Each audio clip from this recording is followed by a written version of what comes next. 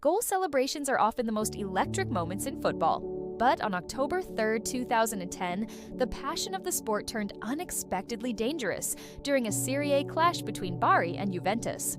When Juventus striker Mirko Vučinić scored a dramatic goal, the eruption of emotion didn't just stay on the pitch. As he sprinted toward the crowd to celebrate, the energy overflowed, literally. A collapsing barrier at the Stadio Olimpico in Turin sent dozens of fans tumbling forward, turning joy into chaos. In the space of seconds, what began as an unforgettable goal transformed into a medical emergency. The match had been tense, with Juventus leading by a narrow margin. When Vučinić scored late in the game, the away fans surged forward to celebrate.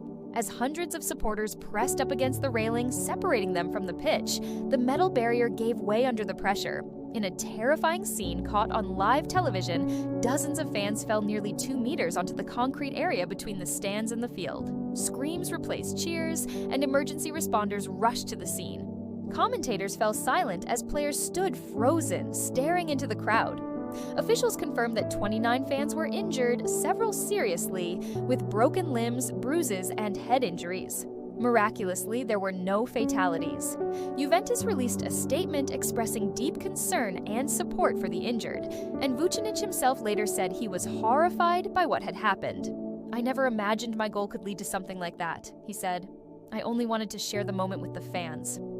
Investigations revealed that the barrier had passed inspections, but was unable to withstand the mass force of celebratory momentum, raising questions about stadium safety standards across Italy. This incident sparked national outrage and discussions on how stadiums were designed and maintained. Italian authorities demanded urgent safety reviews across multiple venues.